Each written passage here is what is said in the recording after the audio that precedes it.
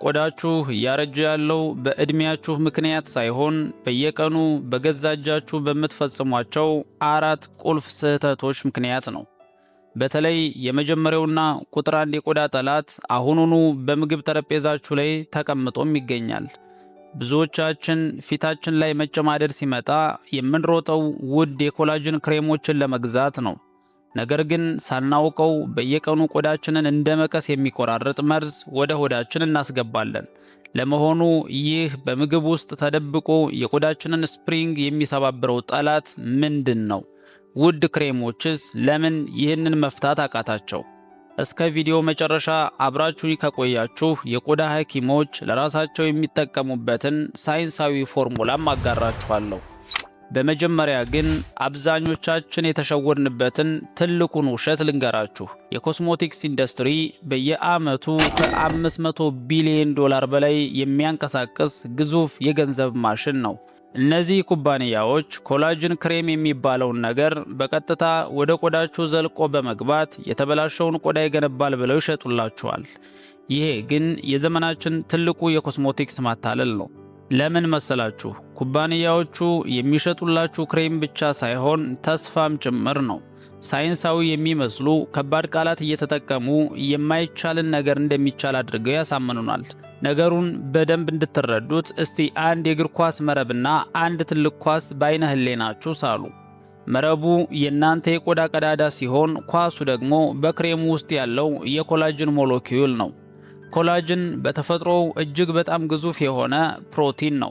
ታዲያ ግቡን ለማግባት ኳሱን ወደ መረብ ብትመቱት ኳሱ መረቡን አልፎ ይሄዳል ወይስ በመረቡ ይያዛል?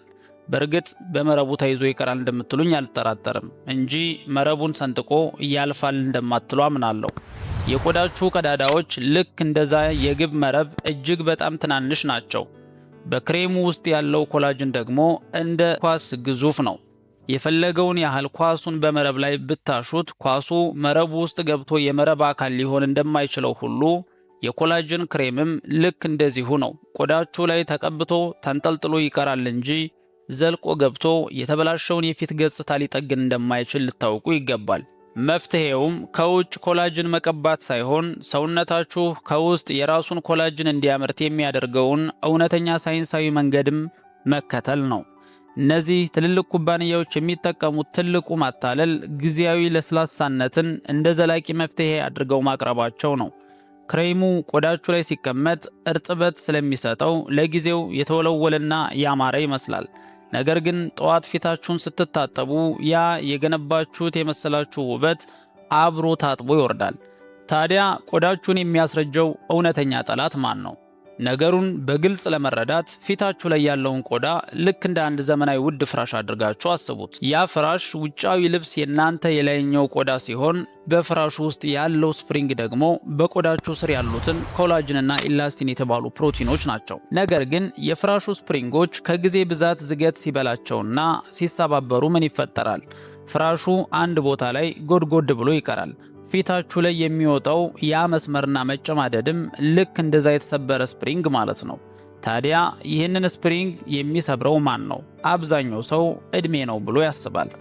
ነገር ግን አብዛኞቻችን በየቀኑ ሳናውቅ የፊታችንን ቆዳ በገዛ እጃችን የምናስረጅባቸው 4 ትልልቅ ስህተቶች አሉ። እነዚህ ስህተቶች ካላስተካከላችሁ ዓለም ላይ ያለውን ውድ ክሬም ብትቀቡም እንኳ ለውጥ እንደማታመጡ እርግጠኛ ልትሆኑ ይገባል። የመጀመሪያው ስህተት የፀሐይ መከላከያ አለመጠቀም ነው።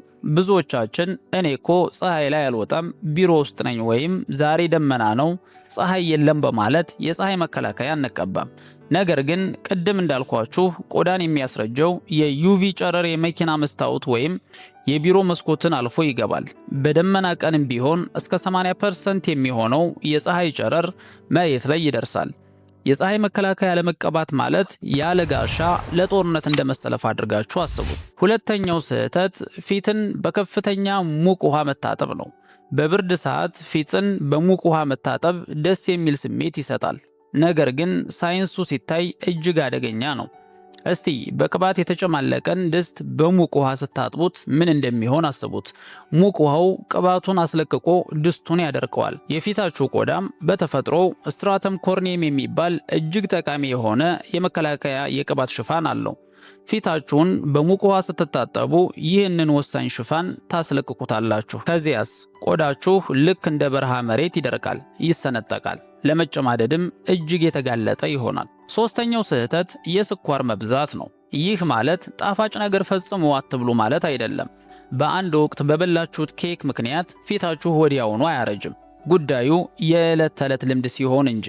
በየቀኑ ቡና ላይ የምትጨምሩት 3 ማንኪያ ስኳር፣ የምትጠጡት ለስላሳ መጠጥና የምትበሉት ብስኩት፣ ይህ የተደጋገመ ጣፋጭ ነው የፊታችሁን ስፕሪንግ በማጣበቂያ እንደተያዘ ላስቲክ እንዲሰበር የሚያደርገው። ስኳርን መቀነስ ለጤናችሁ ብቻ ሳይሆን ለፊታችሁ ወጣትነትም እጅግ ወሳኝ እንደሆነ ልታውቁ ይገባል። አራተኛው ስህተት ፊትን ትራስ ላይ ደፍቶ መተኛት ነው። ይህ ቁጥር 1 ጠላት ባይሆንም ለቆዳ እርጅና ትልቅ አስተዋጽኦ ግን አለው። ጭንቅላታችሁ በአማካይ 4 ወይም 5 ኪሎ ግራም ይመዝናል። ማታ ስትተኙ ይህንን ሙሉ ክብደት ፊታችሁ ላይ አሳርፋችሁ ስትደፉት ቆዳችሁ ይታጠፋል። ይህንን በየቀኑ ለ8 ሰዓት ለ20 ዓመታት ስታደርጉት ደግሞ ጠዋት ስትነሱ የምታዩቸው ጊዜያዊ የትራስ መስመሮች ቀስ በቀስ ወደ ቋሚ መጨማደድ ይቀየራሉ። ስለዚህ በተቻለ መጠን በጀርባ መተኛት ልመዱ። እስካሁን ድረስ ስህተቶችን አውቀናል። አሁን ደግሞ ወደ እውነተኛው መፍትሄ እንምጣ። የቆዳ ወጣትነት የሚመልስ አንድ ታምረኛ ቅጠል ወይም ሚስጥራዊ ክሬም የለም። ነገር ግን የቆዳ ሐኪሞች ራሳቸው የሚጠቀሙበትና በ3 መሰረታዊ ነገሮች ላይ ብቻ የተመሰረተውን ሲስተም ለማየት እንሞክር። የመጀመሪያው ጀንትል ክሊንዘር ነው። ይህ የፊትን ተፈጥሯዊ የቅባት ሽፋን ሳይገፍ ቆሻሻን የማስወገድ ሂደት ብለን እንጠራዋለን። ብዙ ሰዎች የገላ ሳሙና ፊት ላይ ይጠቀማሉ። ይህ ግን ፈጽሞ ስህተት ነው። የገላ ሳሙና ለሰውነት እንጂ ለፊት ቆዳ አልተሰራም። ፊት ላይ ያሉ አስፈላጊ ዘይቶችን ስለሚያስወግድ ቆዳን ያደርቃል፣ እንዲሁም ደግሞ ያስቆጣል። ስለዚህ ስትገዙ ፋሻል ክሊንዘር፣ ጀንትል ክሊንዘር ወይም ሃይድሬቲንግ የሚል ያለበትን ይግዙ። ወደ ሁለተኛው መፍትሄ ስናልፍ የምናገኘው እርጥበት ሰጪ ሞይስቸራይዘርን ነው። ይህ የተጎዳን የቆዳ መከላከያ ሽፋን የሚጠግንና ቆዳችሁ በቂ እርጥበት እንዲያገኝ የሚያደርገው ነው።